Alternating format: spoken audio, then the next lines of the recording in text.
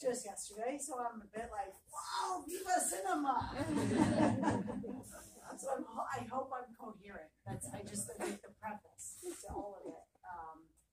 But yeah, I grew up in Washington, right around the corner, and so it's just nice to be able to see some familiar faces and, have a hometown screening, and the fact that a place like this exists in Bantam is very special. So just to sort of honor that is amazing. So yeah, I'm open to any questions, quizzes, whatever. Nice video tap, by the way. Oh, So I'm a documentary film producer and editor, and I just have to ask the obvious question: did you fair use all those movies, or did you clear them all? Yeah, so fair use is for people that don't know, when you put clips from a movie into your movie, you have to claim fair use. Or in the UK, it's fair dealing, which is more stringent actually than fair use. Yeah. So fair use? Yeah, because it doesn't seem like educational. No, so basically with fair use, you change the meaning of things. So there's it's funny because David's not here. I'm sorry he's not here. But it's tricky because there's some voiceover of his that for us we're like, oh, that's super irritating, and why do we have to have that obvious kind of voiceover? And with fair use, you have to change the meaning.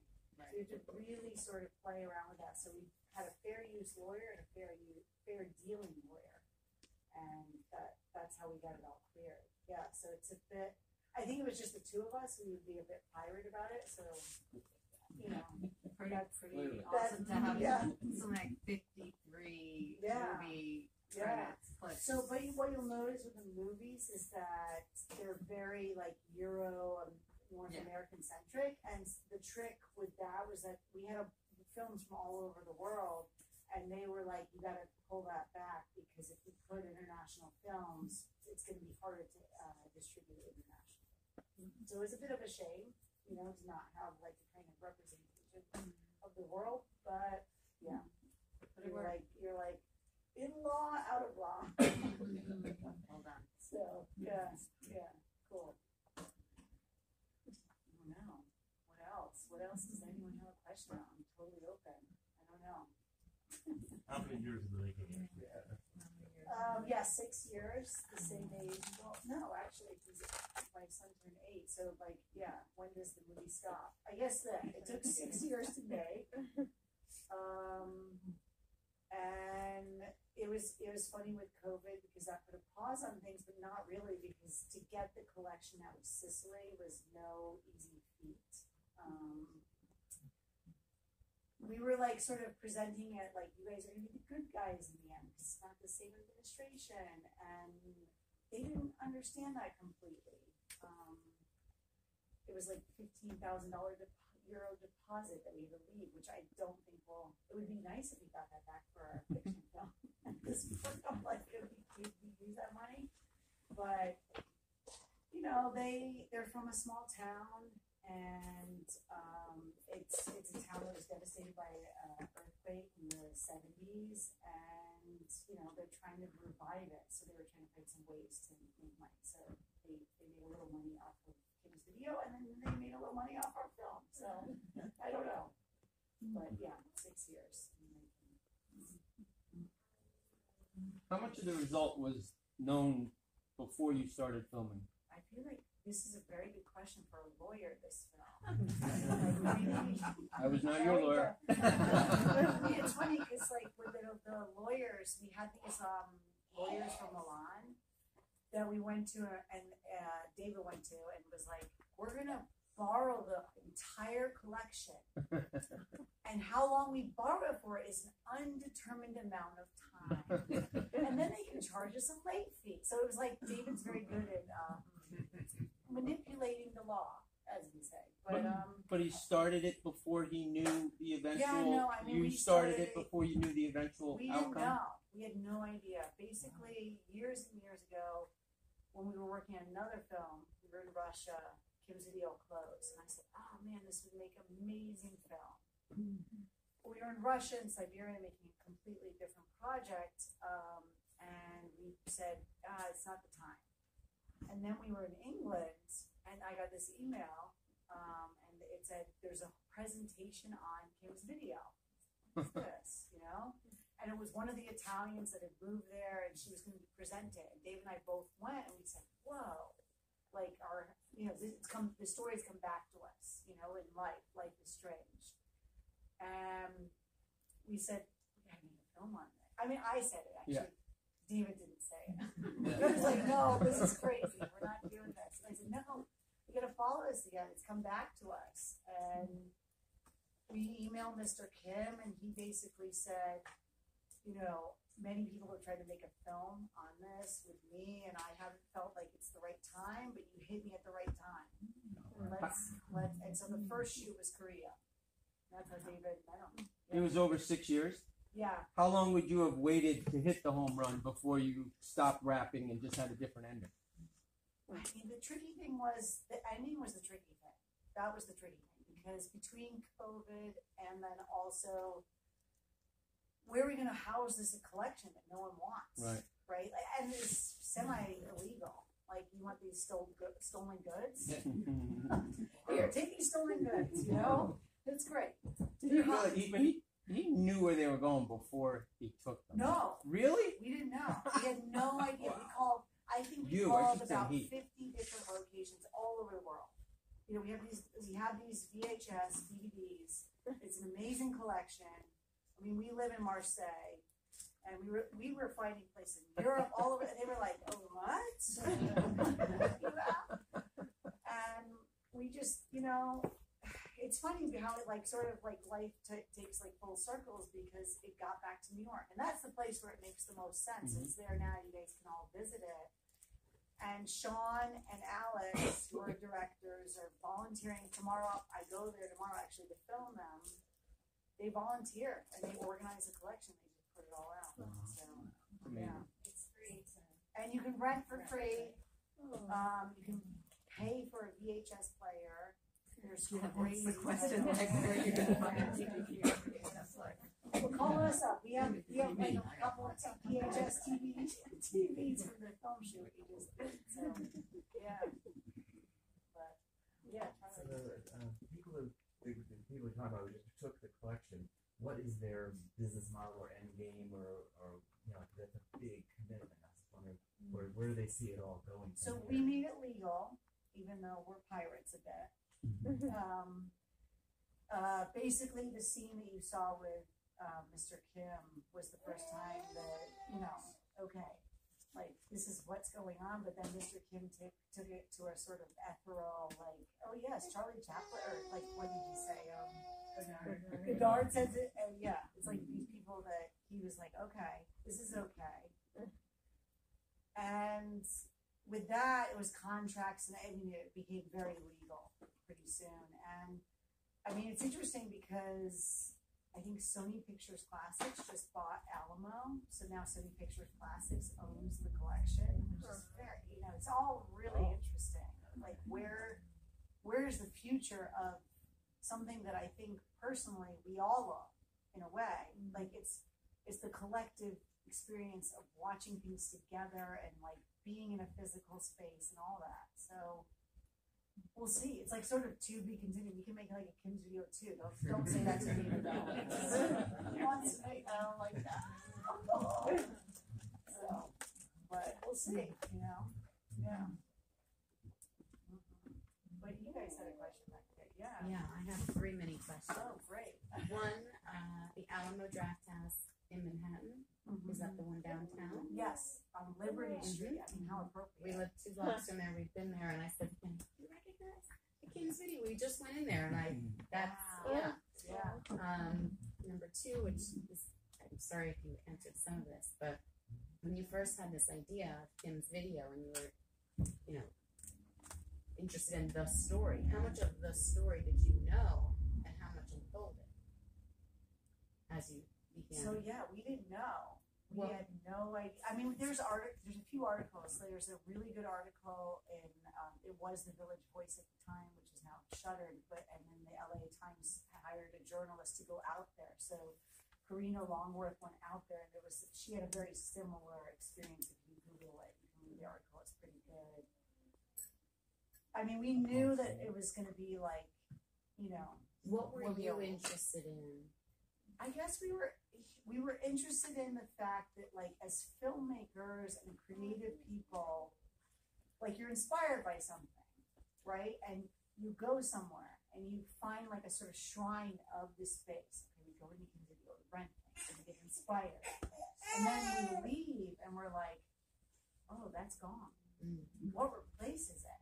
Nothing. Oh shit! How we gotta find that again? You know? So Right. I think it was more that, like, trying to find not so much even for nostalgia, but like, what is the value of that? Is there value in that? And like, you know, I believe there is value in that. And so it's sort of like reclaiming the space that like we all need, which is connection through art, right? I don't know. Yeah. It's a bit. I mean, David would be like, oh, but that's how I feel. You know, it's important. Those spaces are important. So, yeah. Cool. All right. And Yeah. number 3 touches on that scene when the mayor was it mayor? No, it was he was leading you guys under the bridge. Oh, And that to me, like that was were there moments that were extremely scary? So, like, Dave and I would answer this question differently. I'm going to answer from my perspective. Normally I go, and I'm like the people person. Yeah, okay, talking to people, slow game. Like, I'm like, slow game. David's like, fast game. And I'm like, oh, let's slow down, you know? But with that, you know, he called me up and he's like, I have all my bureaus and everything in the hotel room pushed against the door. I'm like, what are you doing out there? Like, no, we don't push bureaus against, you know, and hiding hard drives and all that. So I'm like, you know, and Gio Mariano, he's like, the mafia guy, I'm just gonna show up at his house. And I'm like, he's on house arrest. He's already no, we're not doing that. But I can't control, you know, we can't control each other. So there was some kind of push and pull. But, you know, Scarby's interesting. So Scarby came up with the new, like, really conservative right-wing government that's going on there, you know, in Italy right now. But he just got outed because he stole a painting out of someone's house and then had someone repaint it. Okay, you can't make this stuff up. I'm sorry, I wish I could. And then basically he said, okay, it's not the same painting. It's not the same painting. I didn't steal the painting. But then he went under investigation, so he's been kicked out of the local Milan government for the time being. But there's a short-term memory with Italians, so offensive. But it's like, okay, he'll come back. I'm sure he'll come back. But you know, it's yeah, he's a character. And David would always show up, and he went to his apartment in Rome, and he opened up the door. And he also knew what was going on in the sense that, like, you know, we're playing with what's fact, what's fiction.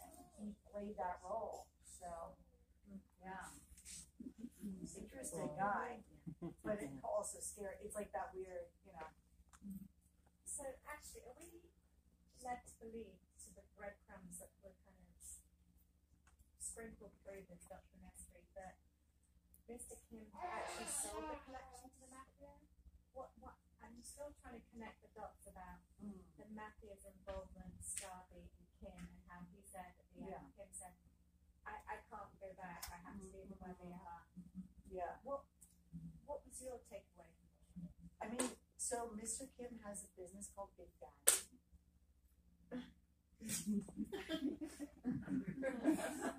What does that mean? I don't know. What does Big Daddy business do? Now, like, that's his business.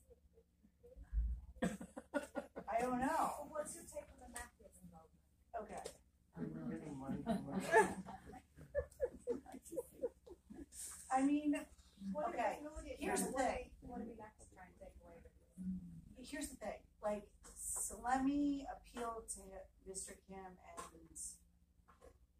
and they appeal to Mr. Kim because Mr. Kim likes to make audiences in places that are not meant to have audiences.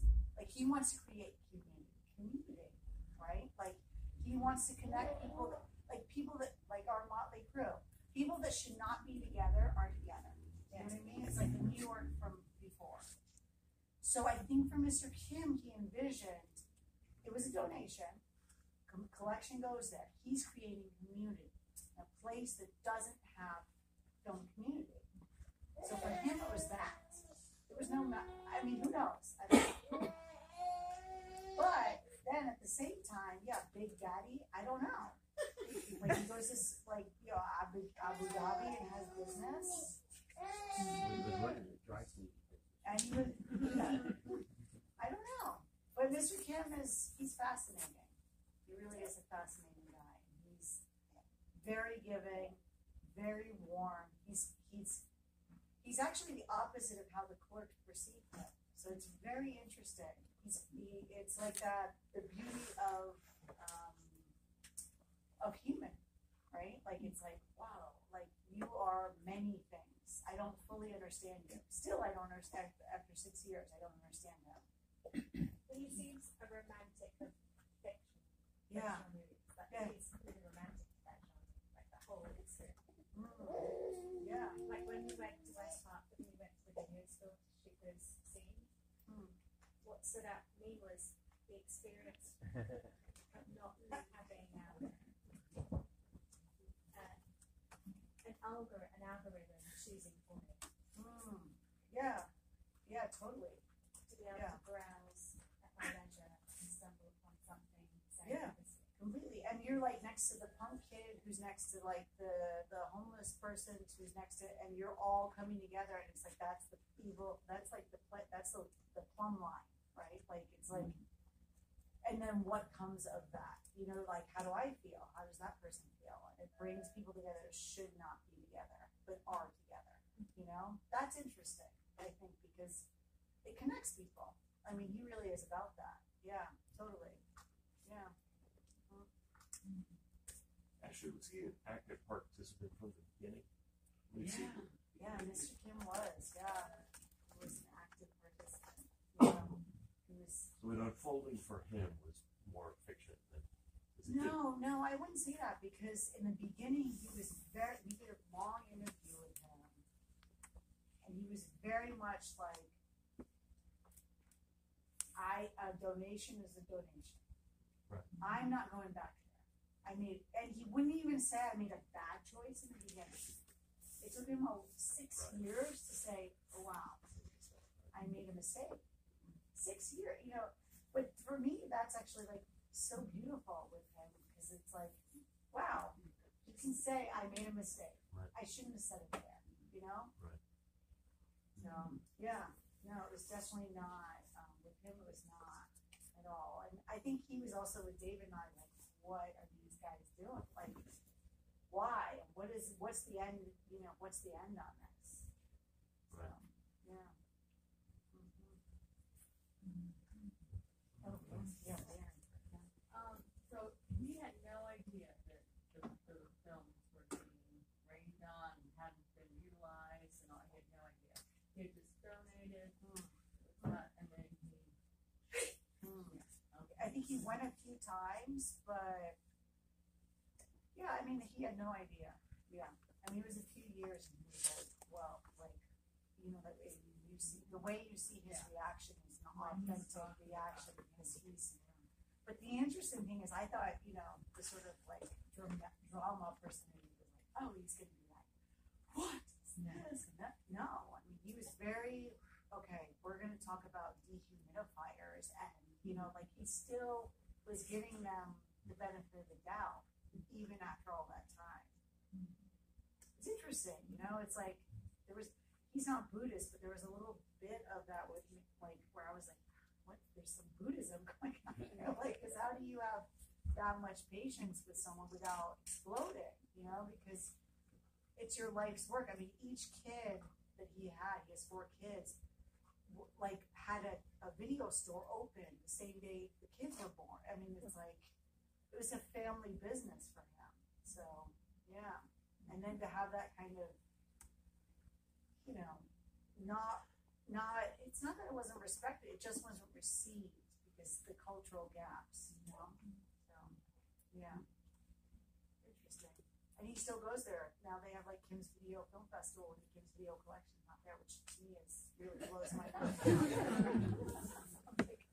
It's not there anymore and we're doing a festival. Okay, here we go. We didn't care about it when it was there, but okay, here we go. But he still goes. So he has no anger towards these people, which is like, wow, you know? Incredible, I think, actually. Yeah. One quick question.